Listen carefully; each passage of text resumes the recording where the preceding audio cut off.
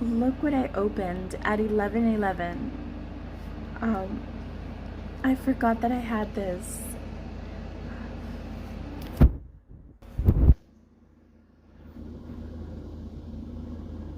From your twin flame with so much love.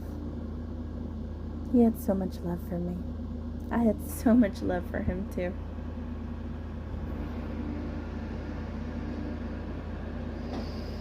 Silver Moon Ravenhair's Book of Shadows. This is my very first Book of Shadows. And he had to explain to me exactly what this Book of Shadows meant, because I wasn't entirely sure. It's so a past life. This is so beautiful. This was back in the time where I didn't know I was a witch. I had no idea, but he knew. He saw me. He saw what I was. That man kicked the door down on my spirituality in a way that I needed it. I needed him to. I was waiting for my twin flame to transform me. I don't know. I don't know if he got anything from us, because we never got the opportunity to talk about that afterwards. But he changed my life, and I'll always say that about him, because it's true. He changed me. He changed me into the person that I really wanted to become, and I just had a lot of indoctrination still in me, even though I knew I was a pretty powerful empath. There's so much that I was afraid of or didn't understand. And then he came along, and no one has ever blown my mind and my life wide open like he did.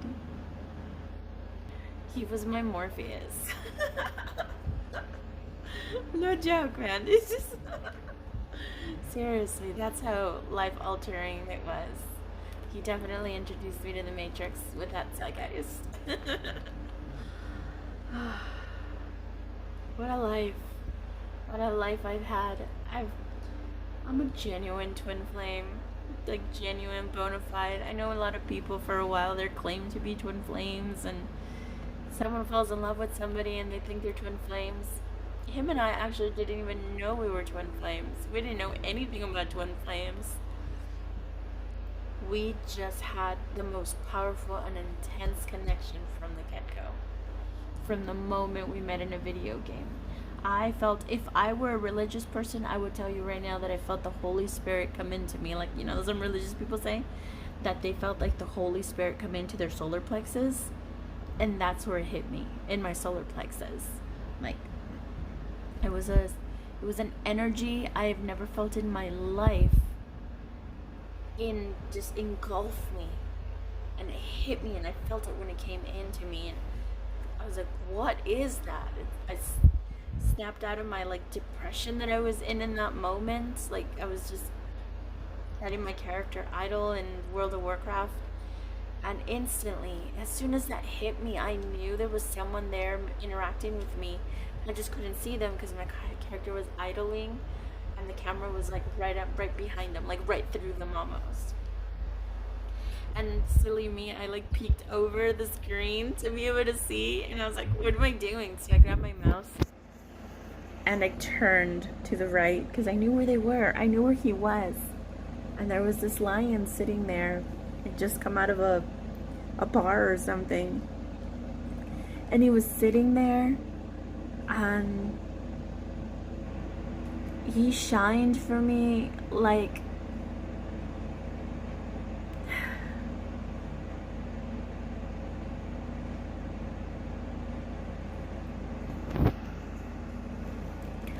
nothing and no one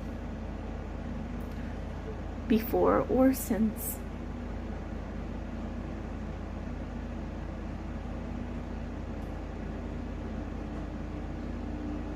Fuck.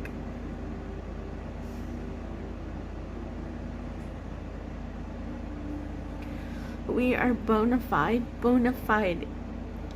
bona fide, certified, gifted people have like really taken our energy and just enjoyed it so much. It's so beautiful to see.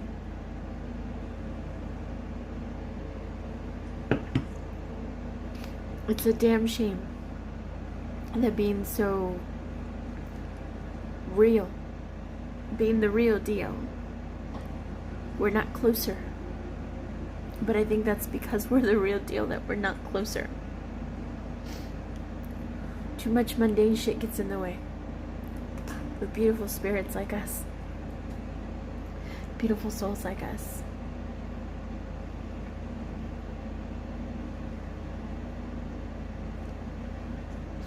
And as he was standing there in this lion form, because he was a Taurus in the game, I noticed that he was writing to me already, and I did the most twin flame thing I could possibly do without even knowing. What he was writing, I started mirroring him back. I don't know. And so we were playful like that for a little while. He'd say, he'd do something, I'd do it back.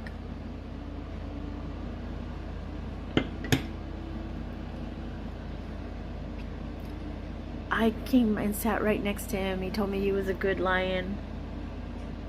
I still remember these things. All I knew, for one, I felt when that like Holy Spirit came into me, that twin flame spirit came into me. I mean, I kid you not. It was, imagine, and it was nothing like that. It felt like an energy, like a ghost coming into me, like a big, like a spirit coming into me. It was him. It's like our souls merged in that moment, and I felt it, and it's never left me since. It's always been with me. I'm not entirely sure. I can't remember how it was for him in that moment. I wonder if it hit him as hard as it hit me, because I remember, and this happens to me when I interact with my twin flame, I start vibrating and I start resonating. Like my vibration, my whole body's like all my atoms that compose me, they start vibrating. So it is such a frequency that it makes me uncomfortable. It makes me shake physically. It makes my breathing shake. I think that's why I breathe like that he used to make fun of. I think it's because of that, because I'm just resonating on such a high frequency when we're together, when we interact. And the human side of me, the imperfect side of me, the 3D human in me just doesn't know how to handle that. I feel like I say all the wrong words and act all the wrong ways, and it just closes up again. I don't mean to. I'm just so much in that frequency. I get so overwhelmed. That man and I are the real deal. And we knew nothing about being twin flames. I just knew from the moment I met him three facts that were true. I don't know how, but I knew he was important to me. I knew he was going to change my life. And I knew that I was just madly in love with him from the moment I met him in a video game, without even knowing him or seeing him or anything. I was just in love with him. And I remember, I don't care if you change the story now, I remember him telling me that he wasn't available at the time, but he was already separated and contemplating leaving a relationship. And I remember him telling me that it was wild, it was crazy, that he felt like he needed to say something to me, but he knew that it was, we just met and it was like not the appropriate time to say it. But I knew he wanted to tell me he loved me. And it's crazy because I loved him too. I wanted to tell him that I loved him. Why is this coming to me now?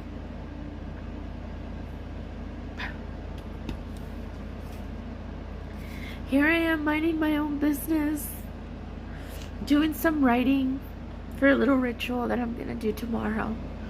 A release ritual that my beautiful shaman, soul sister, native, that my beautiful co-worker and head of the clinic, that the woman who was gonna be my officiant at my wedding tomorrow, suggested I do. She called me today. I reached out to her and I told her, hey, send me like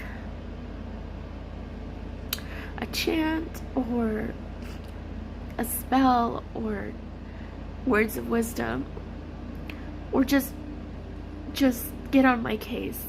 Say something to me, because I'm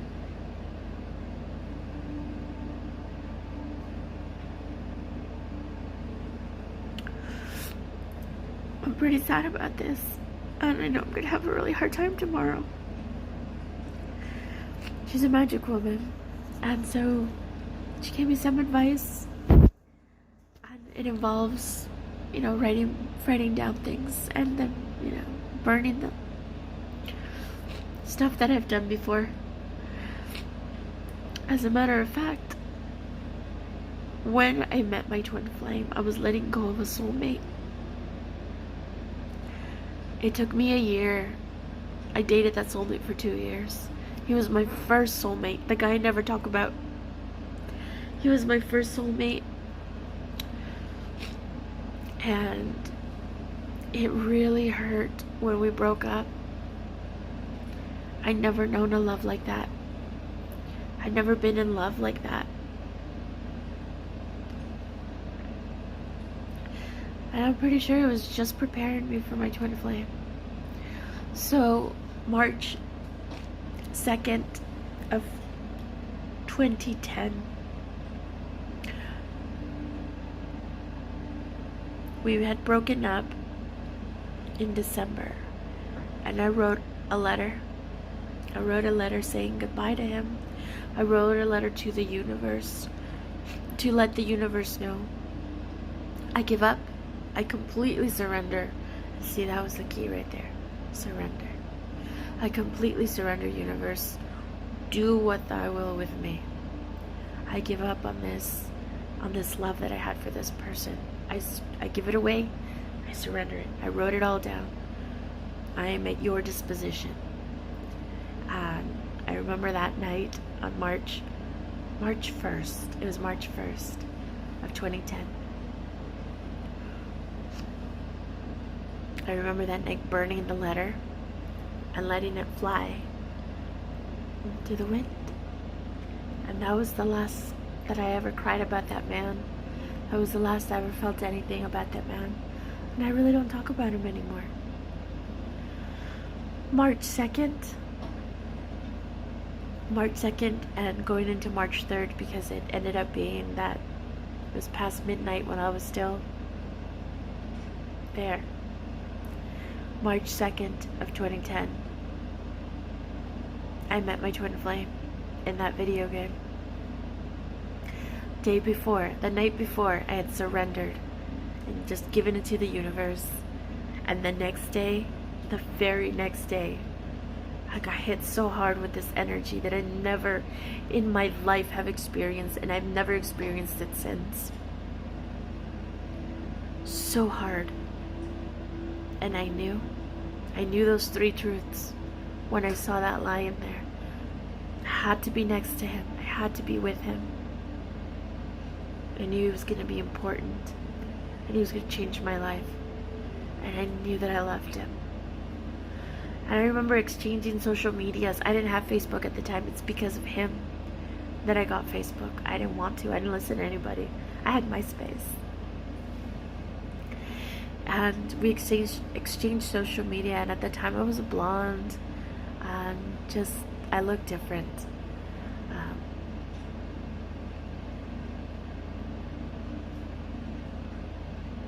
And I remember telling myself, Kayla, I don't care who this man is. I don't care what he looks like. I don't care if it's a woman, which I kind of doubted because back in the day, I was still one of the few women out there in the gaming world. We weren't as relevant, and we certainly weren't cool back then. We weren't sexy cool. Like it turned out later, posers. I was like a bona fide nerd girl, you know, playing video games. But I remember like prepping myself. Like, I don't care what he looks like. I don't care how old he is. I don't care. I don't care. I love this man. I remember telling myself that. I love this man.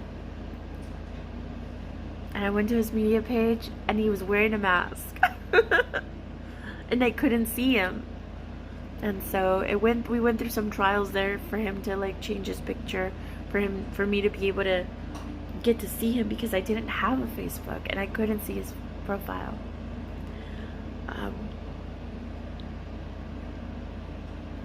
And so I created a Facebook just so I could see him. And I remember the first picture that I saw of him. Look at me, look at me. To this day, that's my ideal man. He's my ideal guy. When I saw the picture of him, like hippie, long hair, a guitar, the bandana, the chains, just beautiful, beautiful white guy.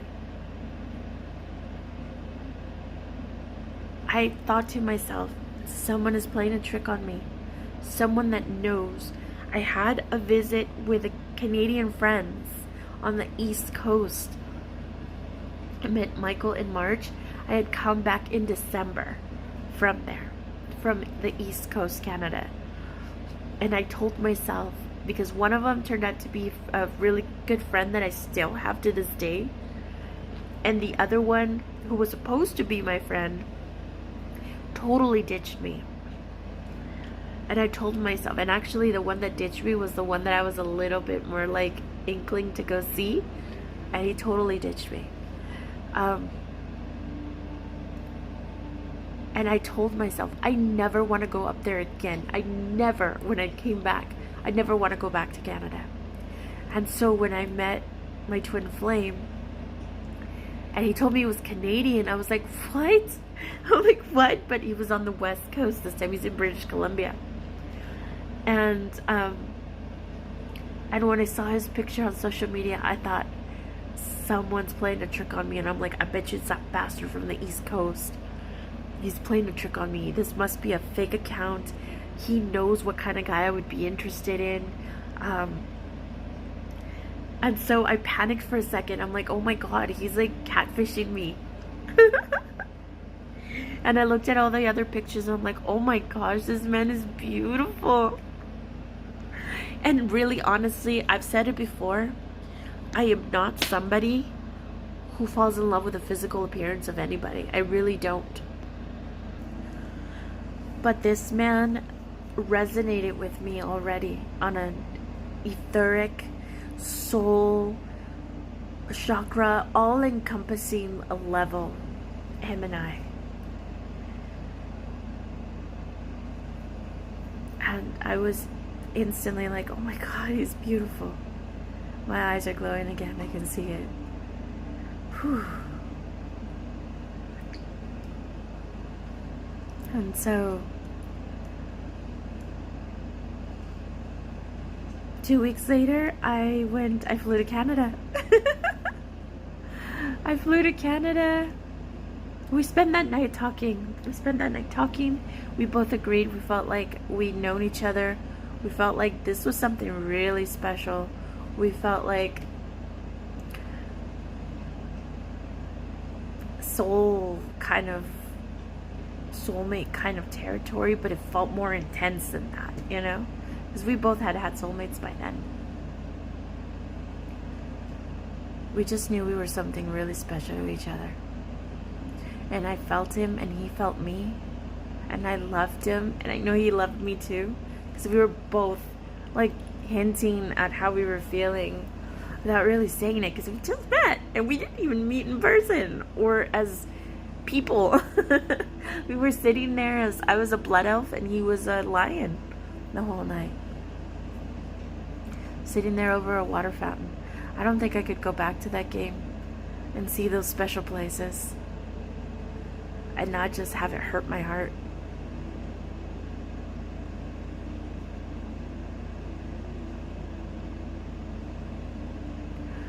And 2 weeks later, 2 weeks, 2 days, something like that, I went to Canada to see him. And I met him in Edmonton, Alberta, because he was there at the time. And the minute the doors opened and I saw him standing there, this beautiful tall man, and all his little hippie gear and just long flowy hair and giant smile, I have that video of us first meeting. I'm not really pointing the camera at him or me. I was in love. And he was just, it was like coming home.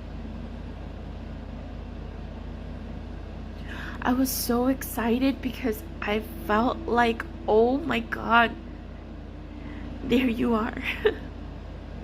Where the fuck have you been?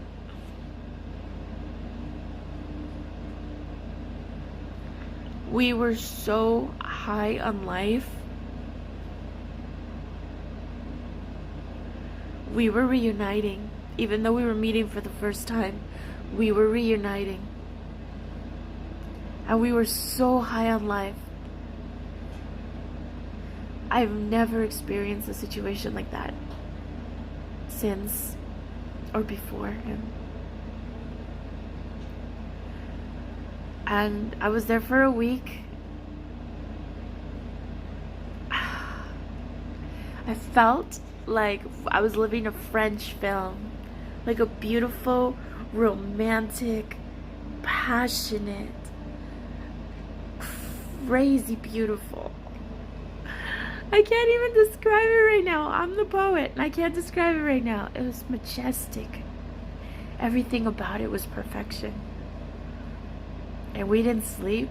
We got to our hotel room in Edmonton and we didn't sleep for days. We would pass out exhausted from from very passionate moments. Oh my God. That man and I, we were together for 5 years. That man and I were passionate in the good sense and in the bad sense. We were passionate about each other. Two lions in love, two lions making love, two lions fighting. We were passionate. We were influenced. But that reunion, that soul reunion, was pure, unadulterated magic. Just things happened that week that I've never experienced with anybody, ever. I was such a noob when it came to love making and connection, and I really was. And I'm the older one, but I really felt like he opened the avenues to so much in me. I'm telling you, he changed me.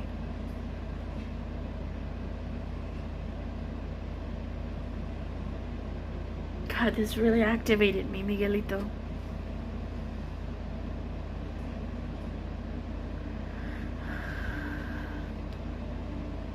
God damn it.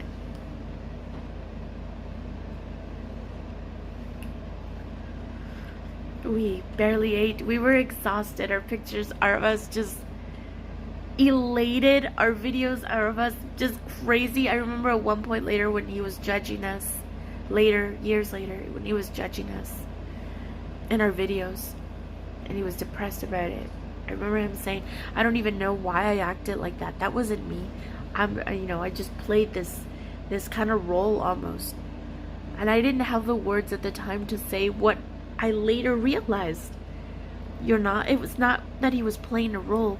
It's that we were vibing in our frequency, in our very high resonating frequency. That happens when him and I reconnect. It happens when him and I leave those doors open to our connection. And I guarantee you, my middle-aged ass and his mid-30s would totally reconnect exactly the same way as two freaking kids in love and hyper and crazy and vibrating and funny and fast and everything all over again. If we met in person, if we got together, it would be an instant. That's fucking true love right there. That's fucking true love. And no matter how many years it's been, if him and I had the opportunity to meet in person, sparks would fly. And it would be like we never left. It would be like things would start coming back to us. Because in that reading that I did, that I tapped into my twin flame energy, I started getting things coming back to me that I'd forgotten. My heart and my mind, especially my mind, is such an ingrate.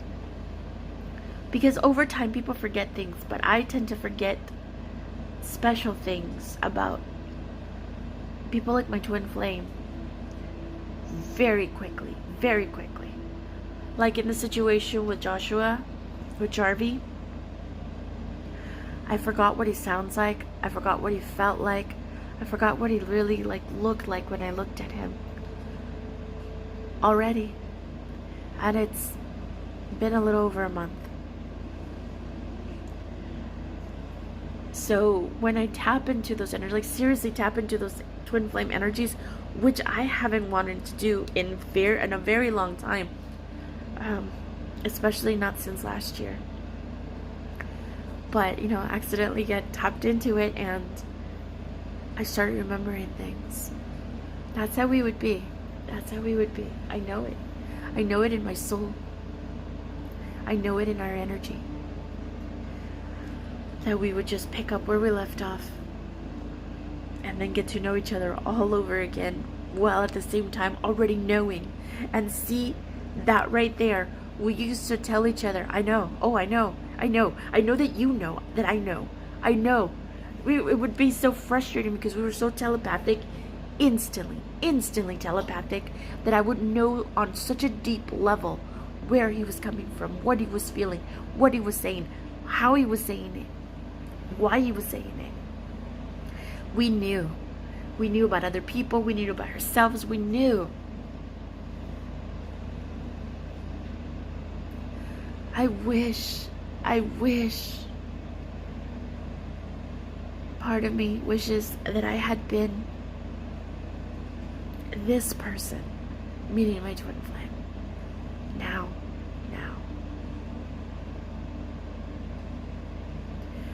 It was divine timing when we met. It wasn't perfect by any means. There was a lot of upgrading that I had to do, that he had to do. I don't know about him, but I've done a lot of soul searching since.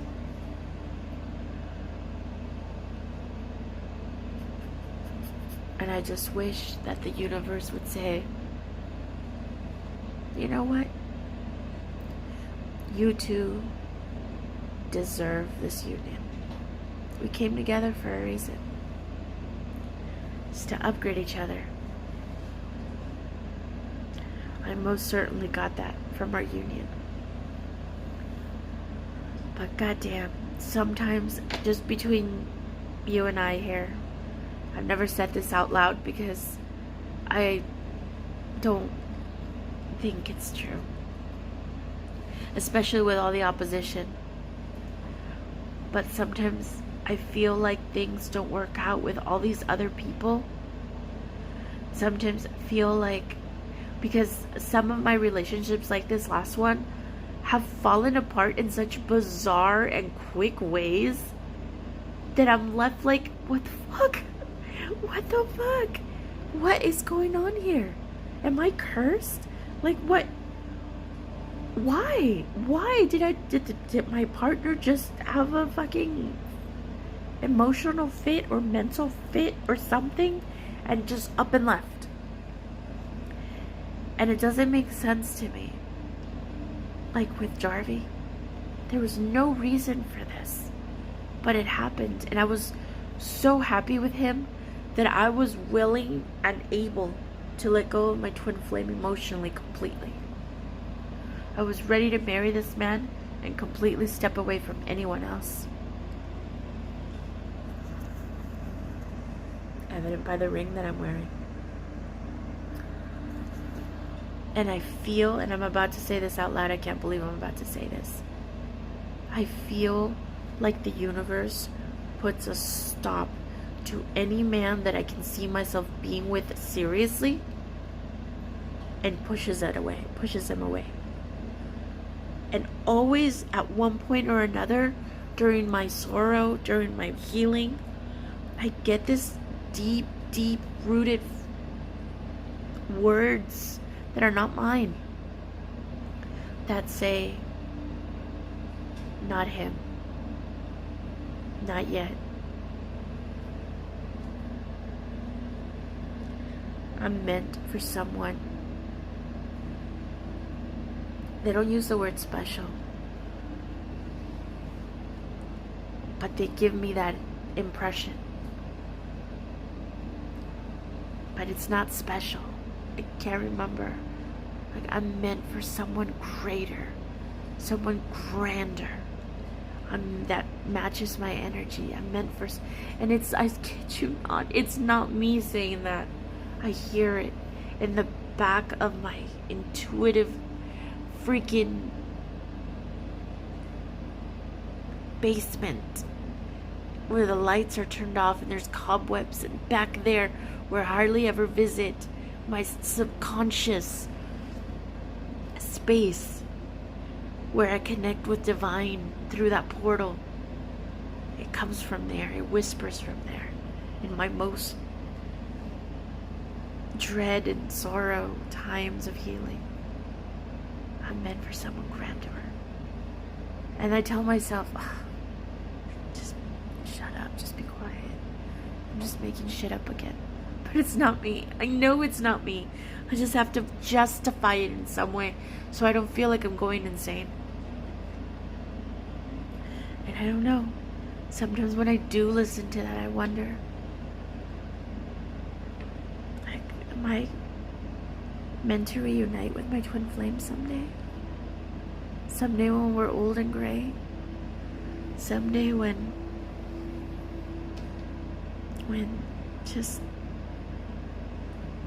we're mature and past all the insanity?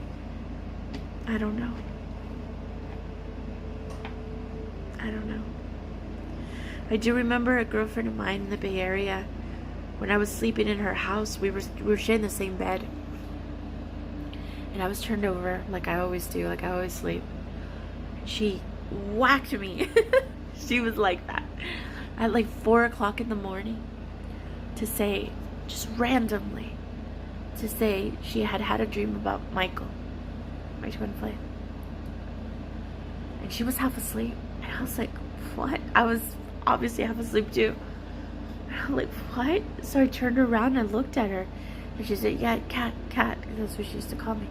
Kat, listen. I had a dream about Michael. And you guys met. You were in some woodsy cabin somewhere. And she's like, and you were seeing each other on webcam for the first time in years. She said, in years. It'd been years. And he looked so much older. He looked mature. He looked so much older, Kat. He was an older man. And you guys were reconnected. She said, and your guard was up because you said something to him like, what took you so long? And she said that she like hit me and like no, no guards up. Just connect with each other. And she said she walked to the door and just listened to us, and we started to cry. That we both started to cry of how much we had missed each other in this lifetime. But that our fears and our prides and our ego had gotten in the way the whole time. And so we chose other lives instead of each other. And we realize now our mistake. And after she said that, she went right back to sleep. I kid you not. I remember that because it was like, what? Like, I woke up.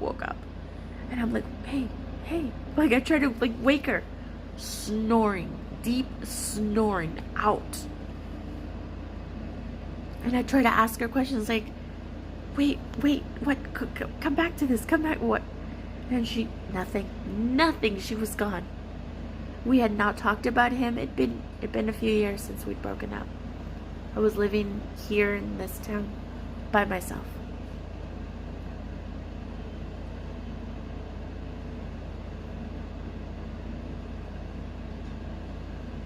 That stayed with me. What if that was a prophecy? What if my own ego doesn't let me see that because I'm afraid of being humiliated or putting myself out there and setting myself up for a disappointment? I don't let that man into my heart the way that I used to because I'm scared of him. I'm scared of his potential, of what he's done in the past. I know he's scared of me too. But he abandoned me. He betrayed my trust. He left his son and me. I'm afraid of him. And then the first time, because we reunited a second time, the first time, he abandoned me to go home, all on my own when he was supposed to come back with me. Granted, he was a boy back then.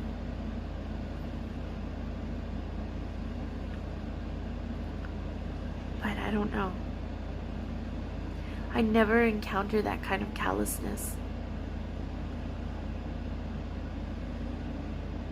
until my twin flame. I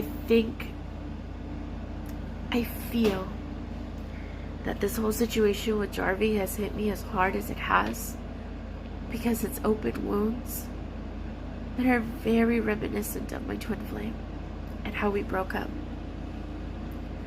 And those were closed. Or so I thought.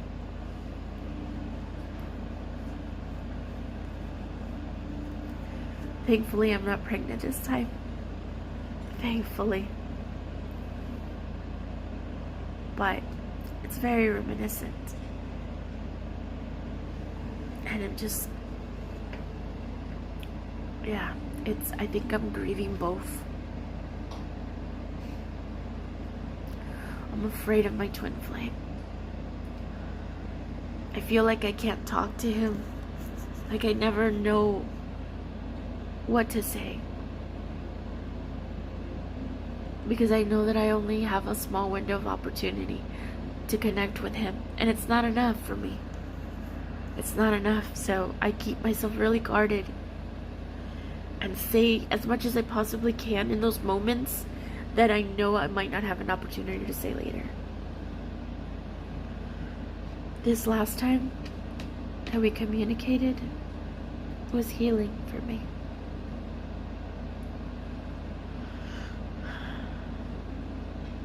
He put it in his mind that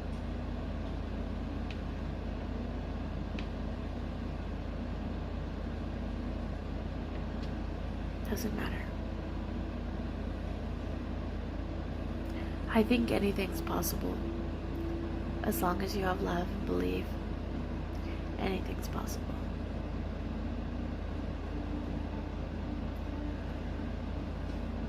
I am now open to and receptive to whatever the universe wants to bring that is positive and loving and for my highest good, without being traumatic and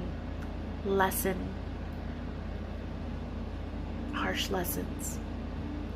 I'm open to divine love in wherever it may be, however it may be, that resonates with my heart and soul. Only divine love will do for me. I can't do mundane relationships. I can't be with somebody that doesn't activate me completely. I need that. I need to be able to look into the eyes of my lover and see my soul reflected back, my frequency reflected back. See that deep desire, that deep connection, that deep passion. I want that connection to ignite me, and I know that I'm igniting them. That's what I need. So, no muggle will do for me. No. I'm not the one for that.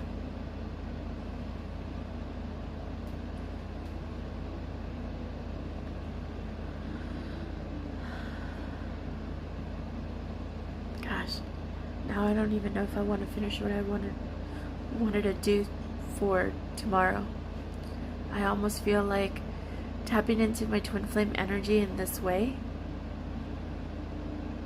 has kind of made all that other stuff with Jarvie almost insignificant.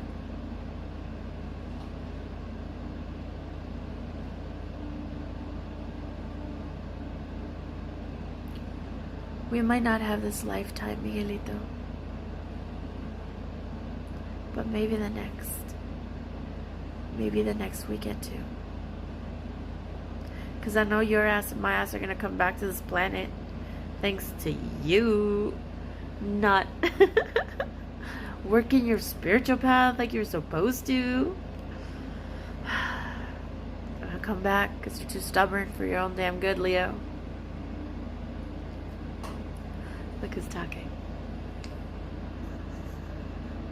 But we'll be here together.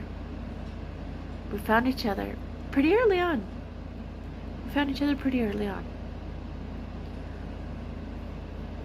Maybe next time we find each other when there's maturity set in and we've already made those stupid mistakes and we're ready to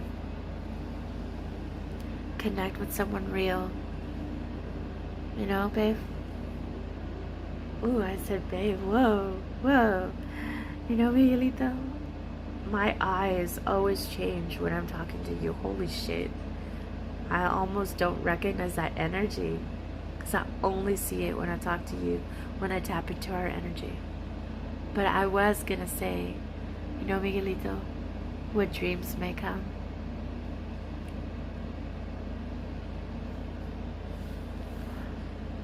Let's be them. Yeah. Let's be them. I see you. I feel you. At least our energy. Come talk to me sometime. Reach out. I'll let you do it. Reach out. Let's talk. Let's just talk. Let's open our throat chakra. Let's open our heart chakra. And let's just talk. We owe it to ourselves, Miguelito. This video was not about you. This video was not about us. Well, I guess it was because of that right there. It has your energy all over it.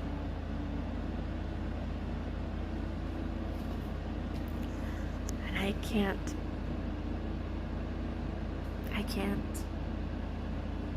You consume me in the most beautiful of ways still. You know? I'd like to meet you in person. If you're ever interested in that idea,